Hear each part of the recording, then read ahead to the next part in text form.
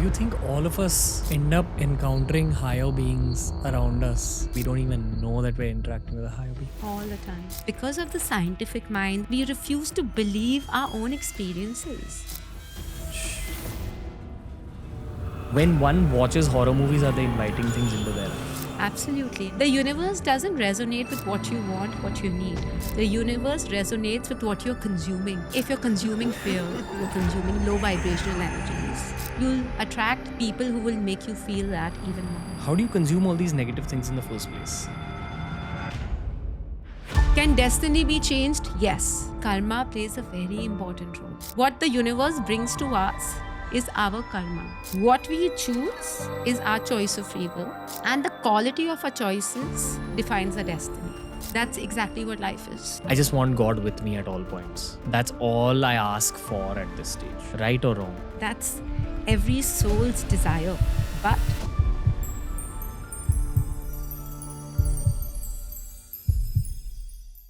Every year, we have a few guests that create waves in the world of podcasts, and Dr. Tamanna is one of those guests. She is a renowned psychic, currently based out of Dubai. We've already created an extremely viral episode with her. This is the sequel to that very episode. I recommend you check out both, but for now, this is the continuation of episode 1 on TRS with Dr. Tamanna.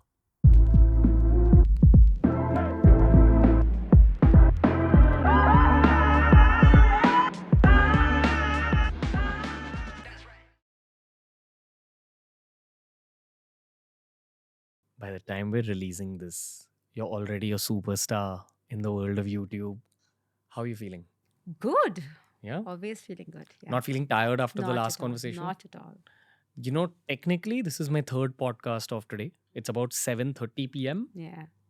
Theoretically speaking, I would have been bombed out of my mind if someone told me that you have 3 podcasts today. Yeah. And all 3 podcasts are super high energy because these are the kind of conversations I live for. Thank you for being in the studio again. Thank you so much for having me. Okay.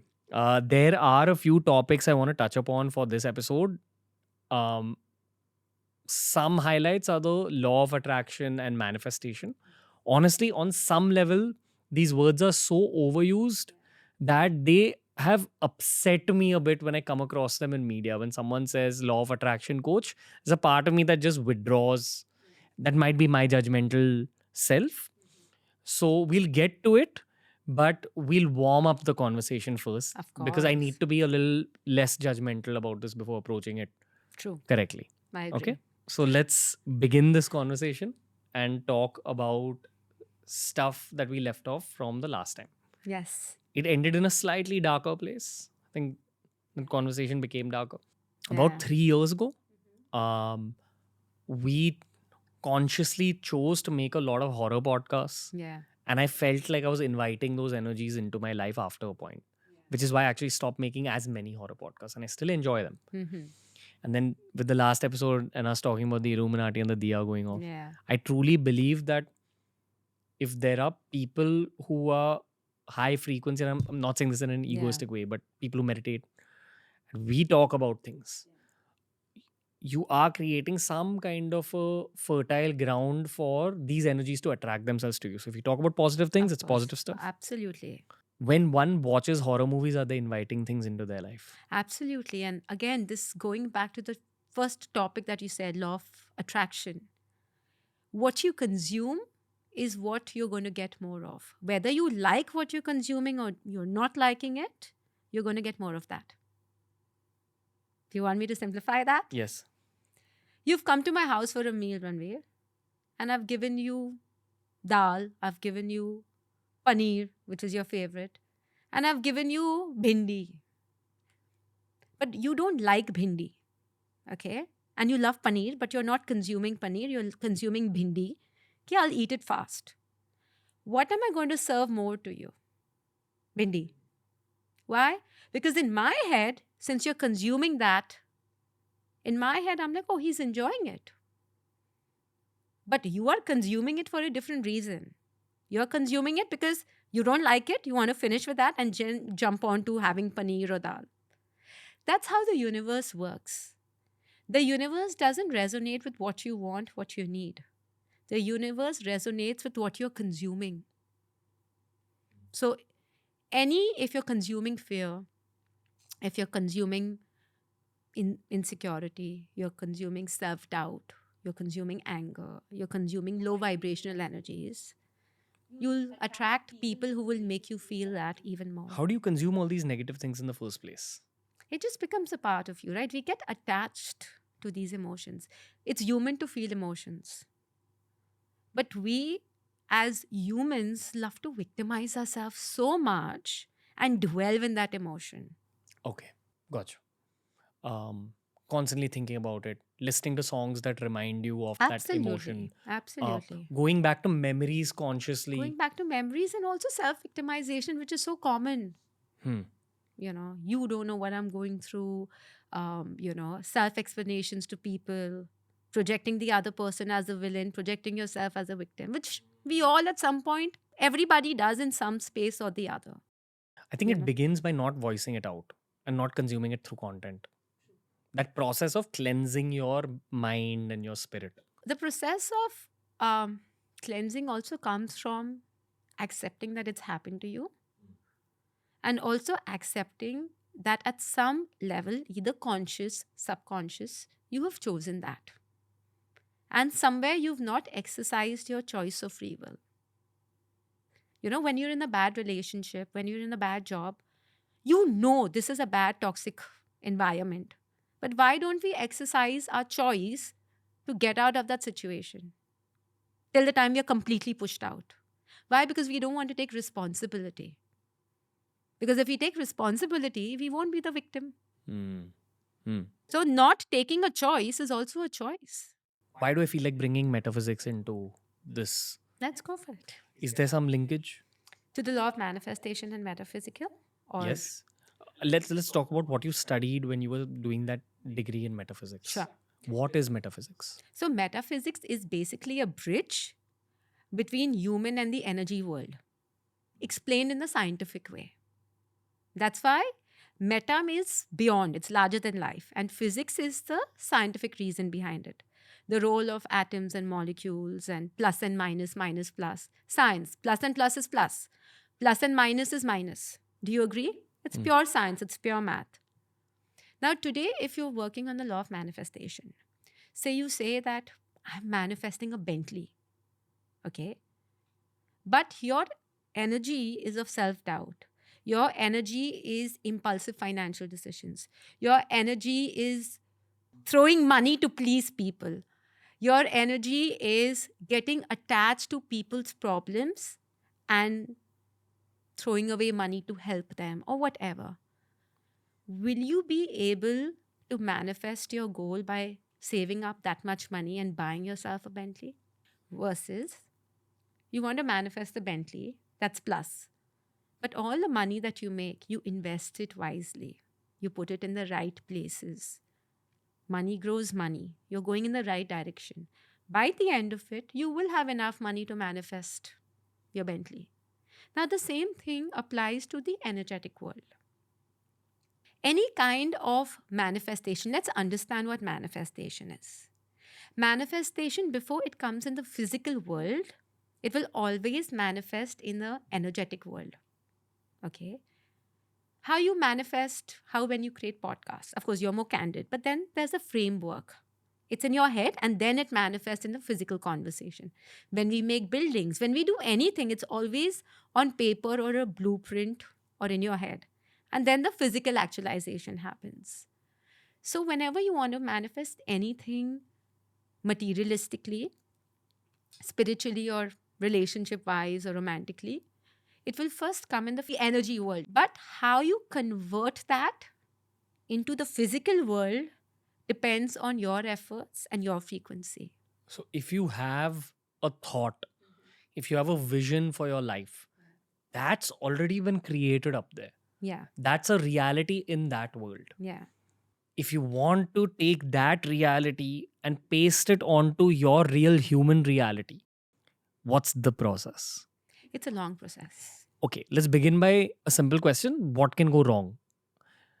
Like everyone wants to be rich. So in some metaphysical reality, everyone's already rich, but not all of those metaphysical realities become human realities. True, but also I would also like to add here is karma plays a very important role. And I'll explain to you how.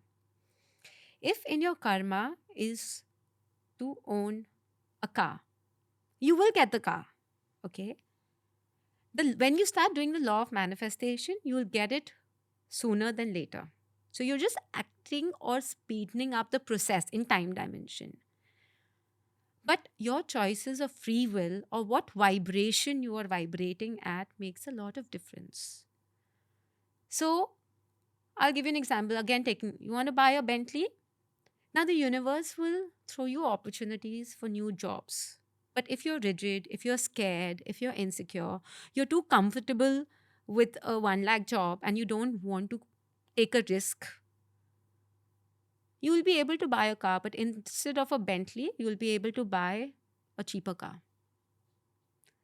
If you take the risk, if you have self faith, you work hard, you save, you invest wisely, then you'll be able to buy a Bentley.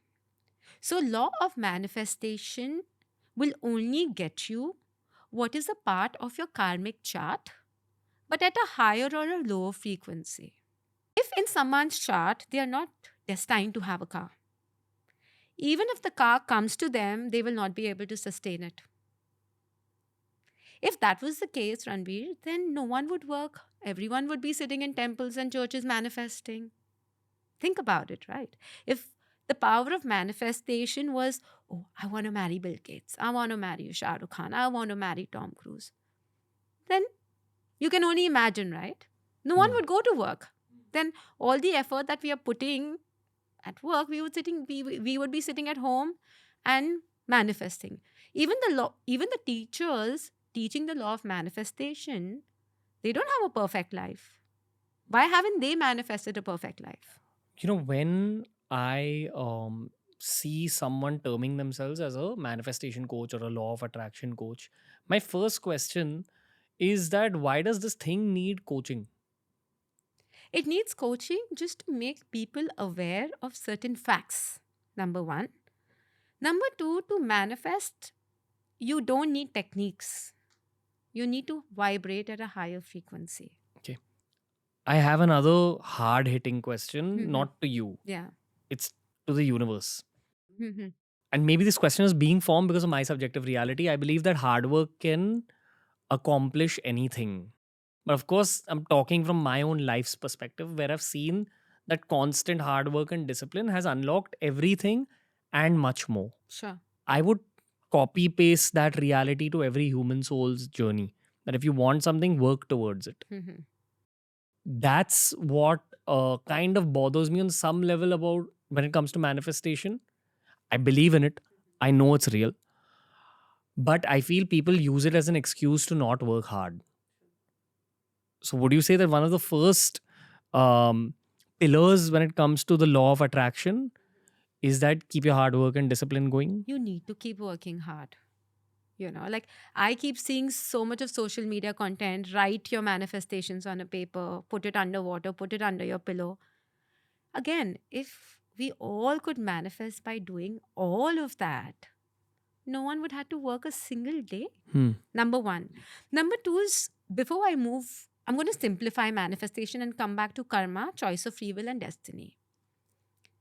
Now, today, if you've taken science in school and you have a physics exam, your test paper is your karma.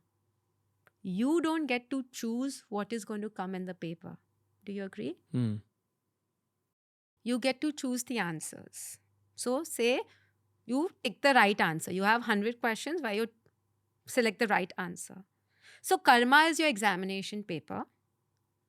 Your answers are out of your choice of free will, your intelligence, intellect, whatever you've studied.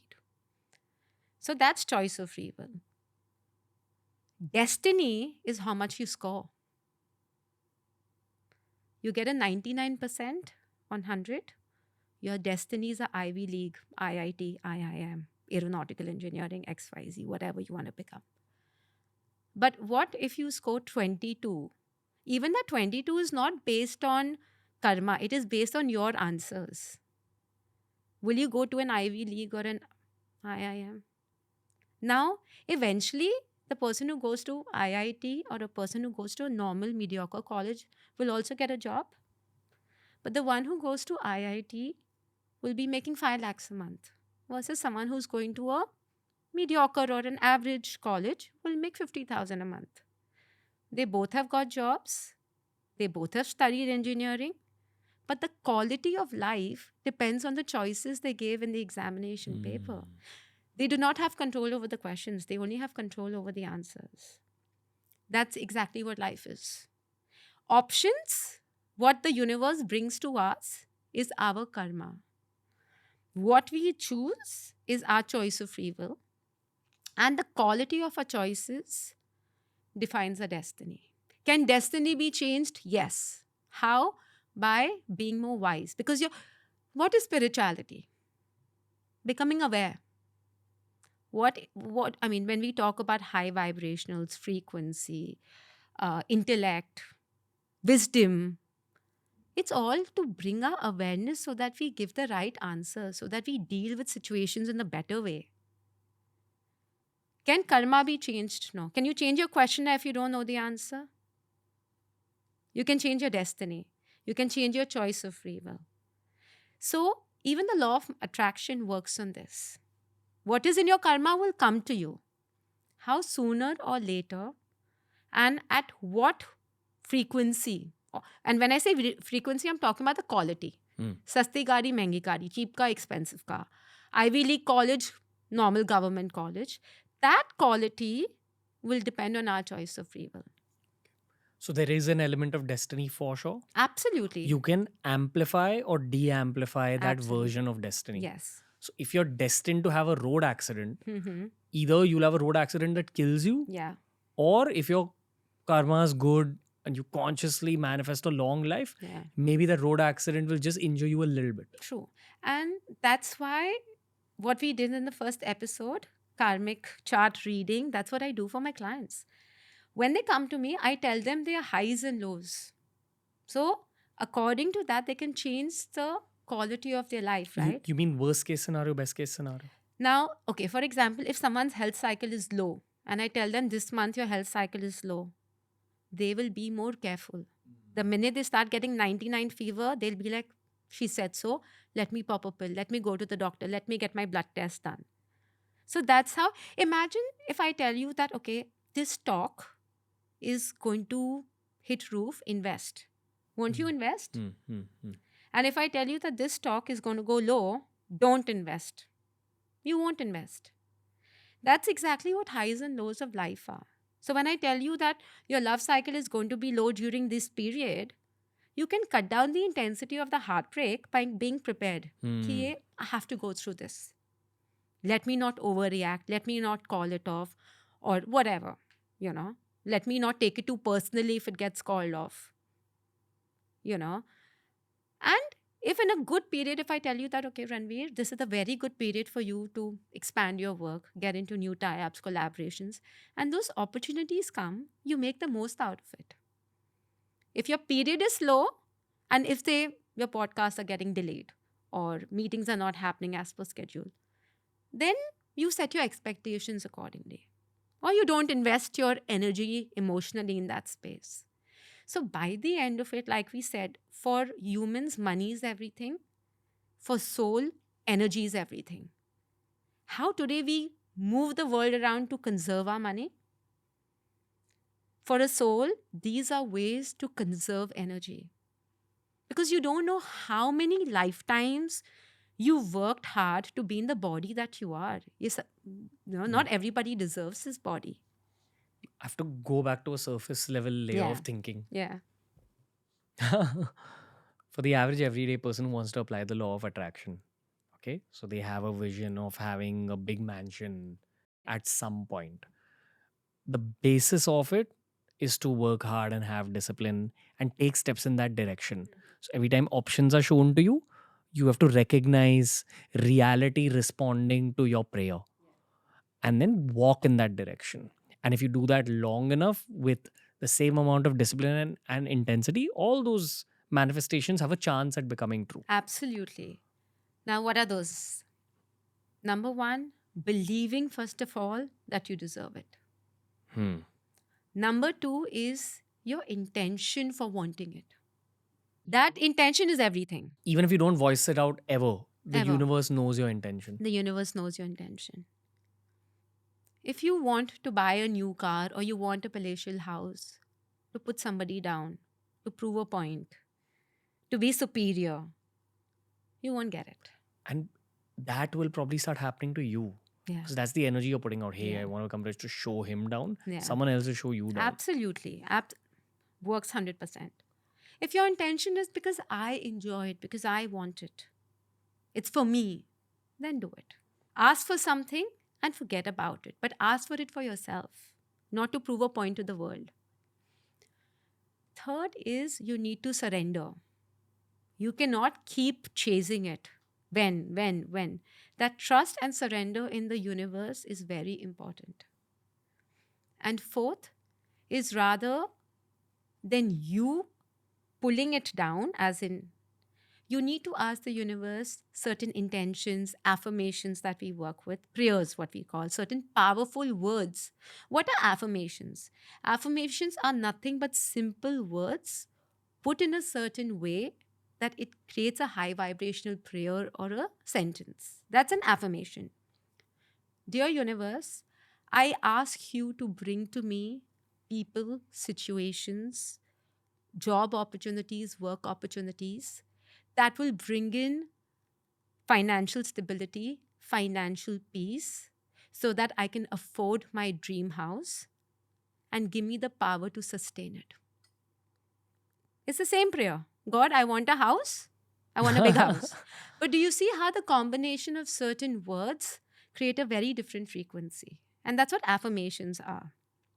So that really works, because when you start saying these affirmations, you are telling God that I want the house, but at the same time, I am open to receiving what I need to do and work on in order to afford that house.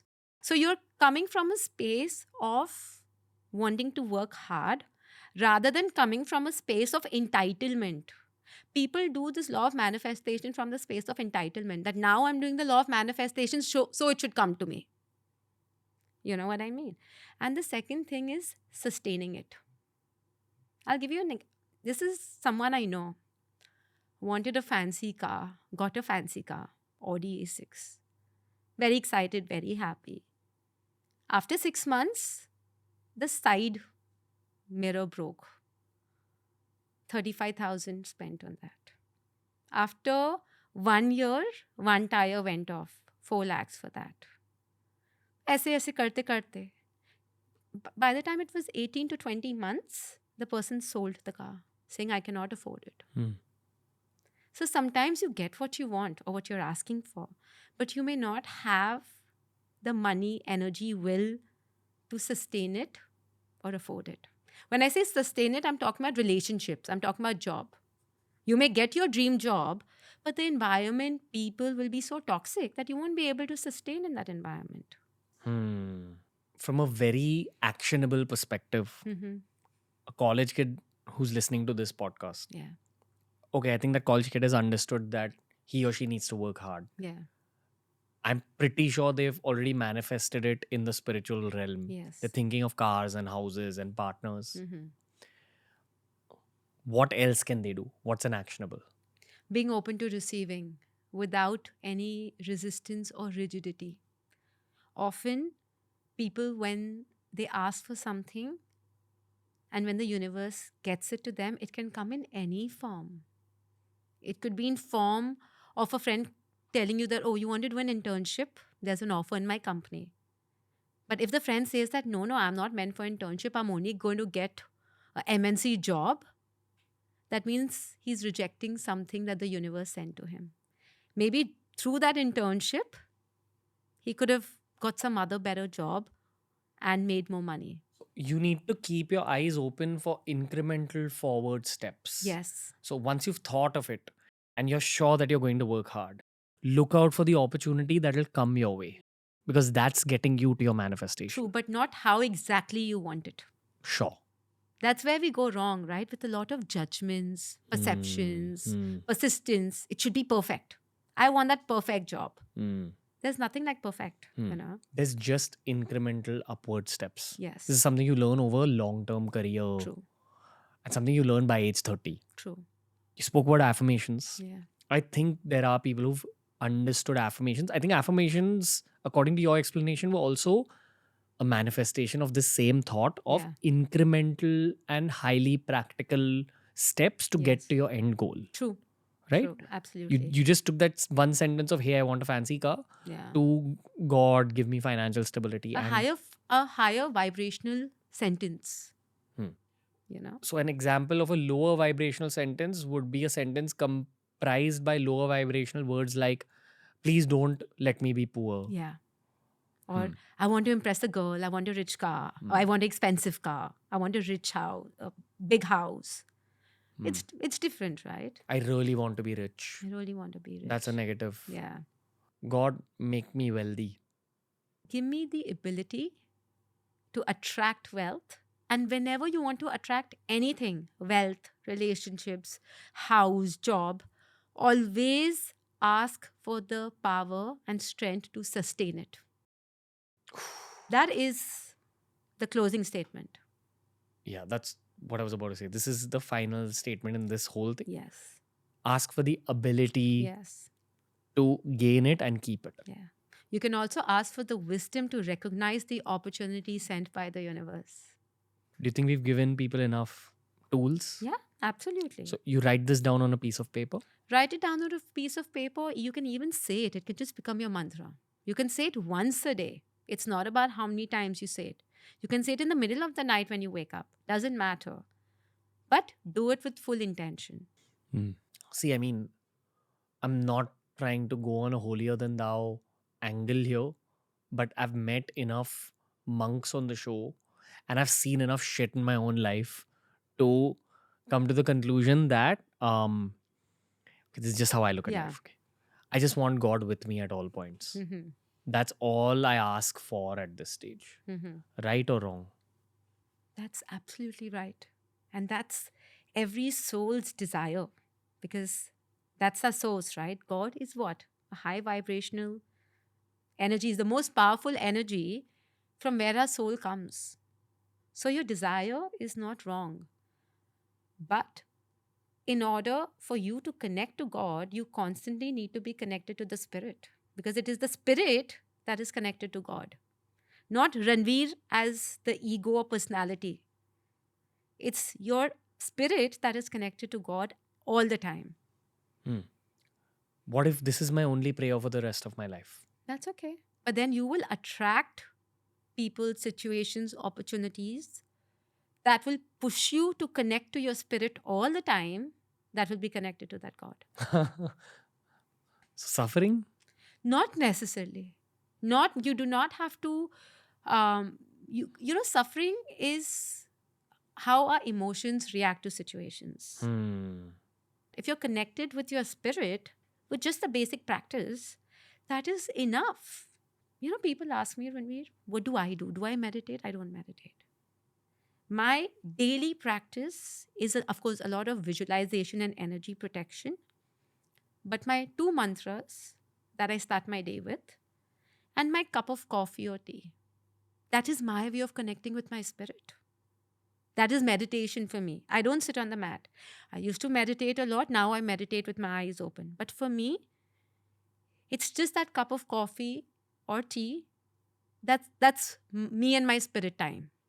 Yeah. Your family is from India. So you're very familiar with Indian practice. We brought up Shiva so much on the last episode. Yeah. You spoke about Saraswati, Yeah. Kali, all that in the last Yeah. episode. There will be people who listen to what you just said in the previous section and think that, hey, this is too westernized for me. Because that's how a lot of people's spiritual journeys begin. True. They discover some stuff, it works for them, it is genuinely spiritual, and then a spiritual ego develops. True. That, hey, my spirituality is better than her spirituality. And I know for a fact that there are listeners thinking this as we speak. Yeah. Which is a test for them. Secondly, it's a reminder from the universe that they need to travel abroad and understand that spirituality is present in different forms across different cultures. True. Now, specifically for you, you're in Dubai. I didn't like Dubai back in 2014 or 15 when I went there. I was also too young to understand what's happening. It just looked too fancy to me. And when I went there post the lockdown, it changed into a country full of expats. People bringing their culture, their intellect, their experiences, their spirituality to that one city. So I love the city now. Like, I look forward to going to Dubai all the time. What have you learned about global spirituality while being a brown person? A lot. So pre I used to travel.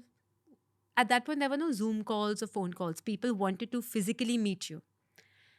I used to travel to Bangkok for clients. I had office in Turkey. Every once in 3 months, I would be in Turkey, Singapore. Dubai was every 45 days. So Dubai has been a very old base. It's been home for me. And I also lived in London for 4 years. So in terms of spirituality, it's the energy, it's the collective consciousness. The collective consciousness in Bangkok or Singapore is very, very different from what it was in Turkey. You know, Turkey, because of the war that had happened, very dense. Turkey, every time I would go, I would just not be myself. My energies were, I just couldn't sleep, you know. Bangkok, in spite of being overpopulated and busy, I was sleeping better there. It's a collective consciousness. Now, London was one of the best cities to live in. But now, because of the war, people are migrating there. They are coming with their traumas. It's adding to the collective energy of that space. You It's felt be- you felt it? I felt it. I absolutely felt it, you know. And I'm not primarily only talking from a physical safety perspective, I'm talking about an energetic perspective also. So that adds to the collective consciousness. Now, the energies in Dubai, like you said, more expats, it stands for oneness. It stands for no judgment, you know. Um, and also because it's a very rich city, everyone's happy. People are not operating from a space of greed, competition, jealousy. Yes, everyone wants more, but they're also happy with what they've got. There's enough for everybody. So that also adds to the consciousness. Can we talk a little bit about the occult aspect of Islam? True. A little bit based on whatever you've learned. Yes. I have a lot of Muslim friends who have spoken to a little bit about this stuff. They have a concept of jinns. Yeah. It's in the Quran. Yes. What I loosely understand is that the word jinn brackets a lot of lower entities together, and there are different kinds of jinns. Mhm. It also might include higher entities that Mhm. help you out in Yeah. some manner. Yeah. Do you want to open up this topic about jinns? Absolutely. Absolutely. So in the Quran, they even talk about Farishtas. Yeah. So jinns are basically entities, and Farishtas are equivalent to what Christianity calls angels. You know, you have Michael even in the Quran. You have Raphael, Uriel in different names even in the Quran. So it's just an equivalent to that. It's the same energy, but a different term given to them. Now, in terms of jinns, it's what even tantrics here do. Even the Hindu tantrics do. They capture, जिसको बोलते हैं ना in Hindi में वश में करना, animism. They capture and use that energy so that they can vibrate higher for whatever good, bad, ugly business that they're doing. So, because energy, to manifest good also you need energy. To manifest bad also you need energy. So today, if I want to harm you, I want to destroy you, I need a certain amount of high energy to channelize it with a negative intention. Does that make sense? And that's what jinns do. That's what tantrics also do.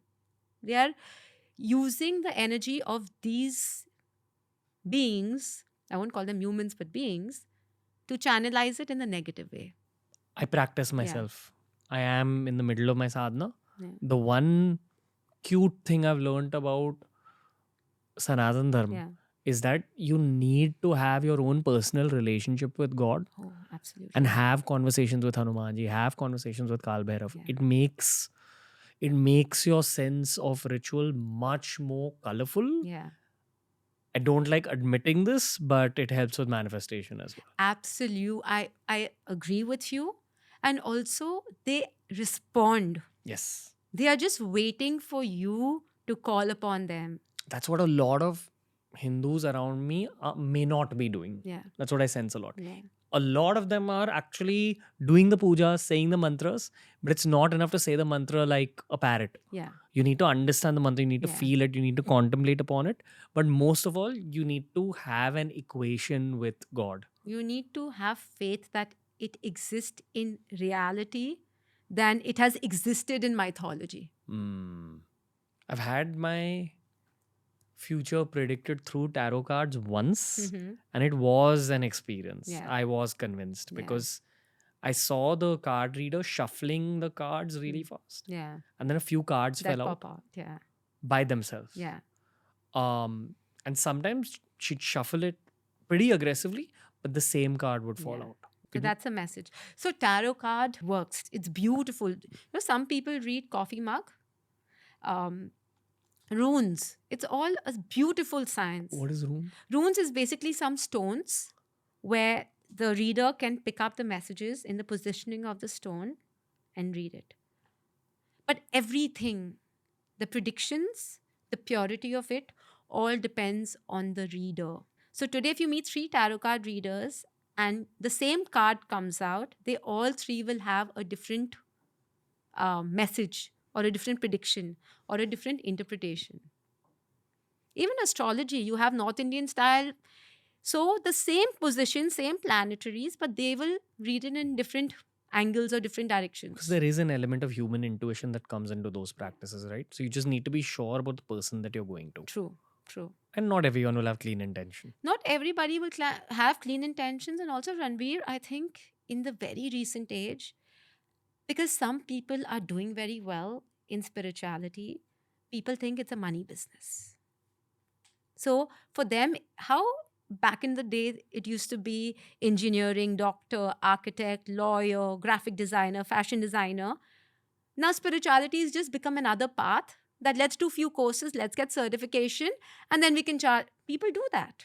People will do a course on tarot card reading and call themselves tarot card readers, or hypnotherapy. But it takes years and years and years of practice. Just because you can cook does not make you a master chef. Anyone can cook. That does not mean it makes you a master chef.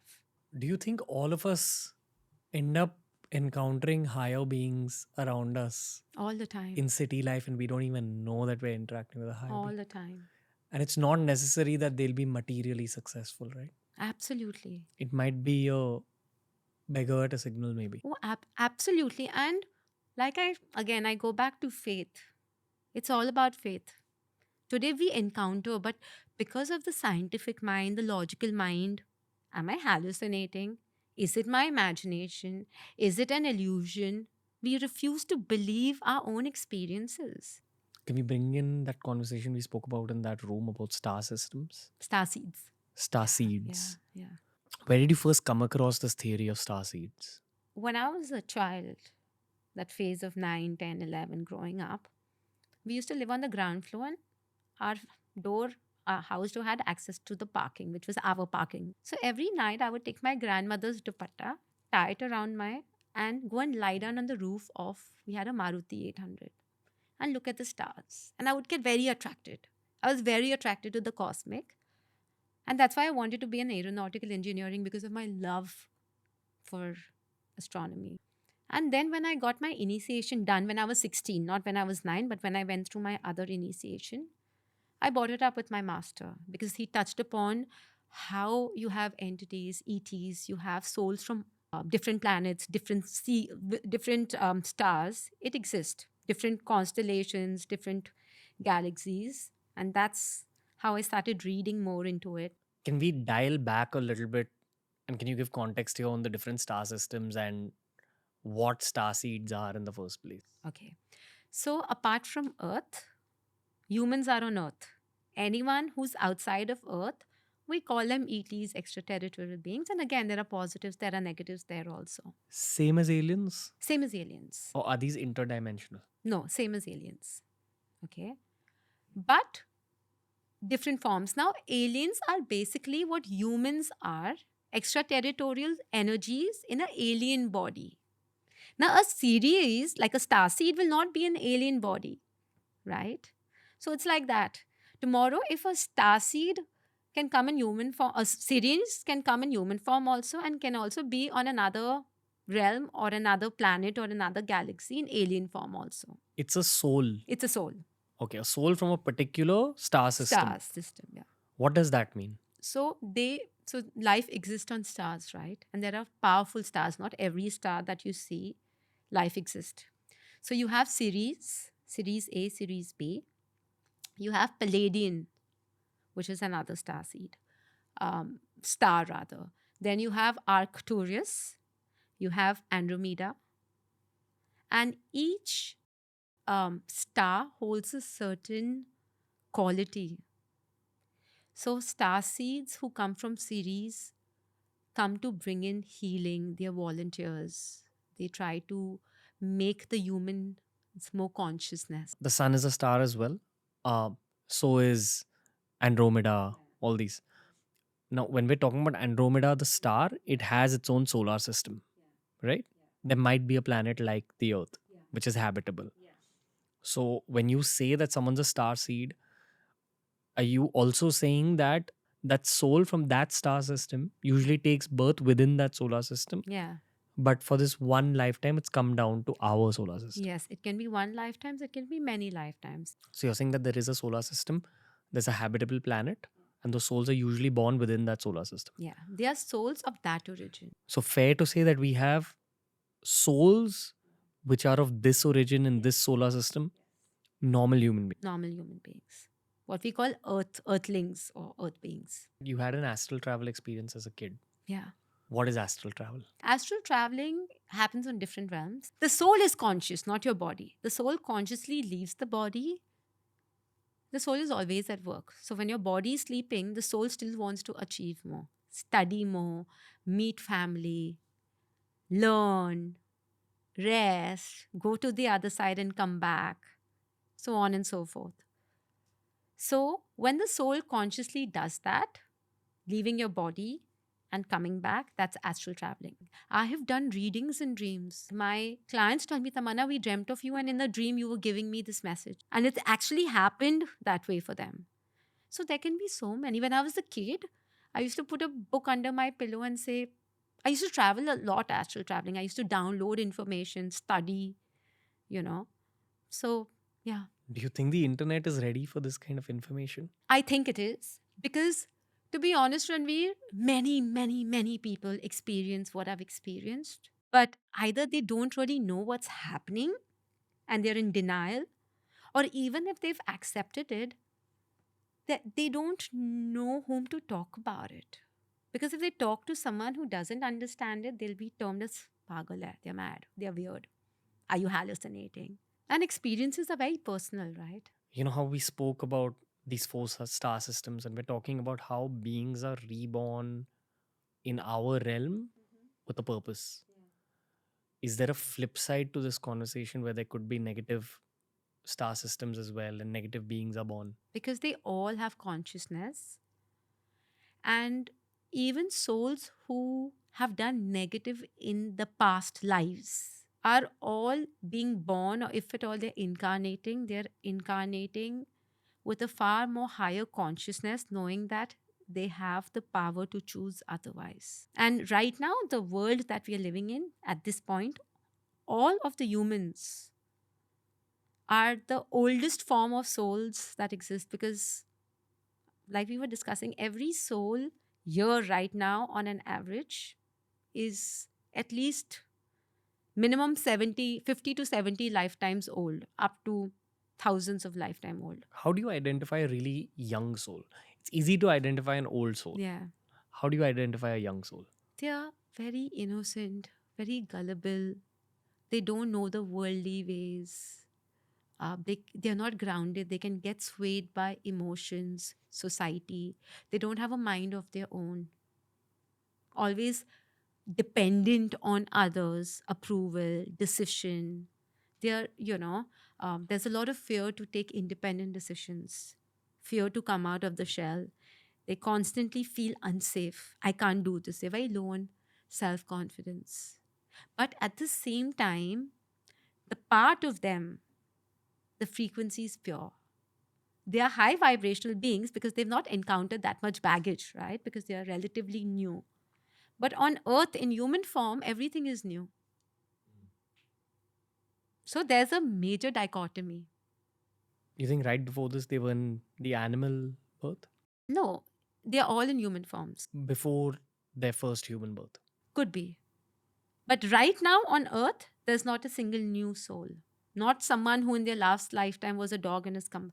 They're all relatively old souls. Like I said, the newest soul will also be 50.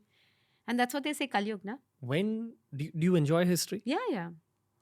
So when you're studying history, like I love figures like Alexander the Great, Mhm. Genghis Khan, Chhatrapati Shivaji Maharaj, Yeah. all these people. Yeah.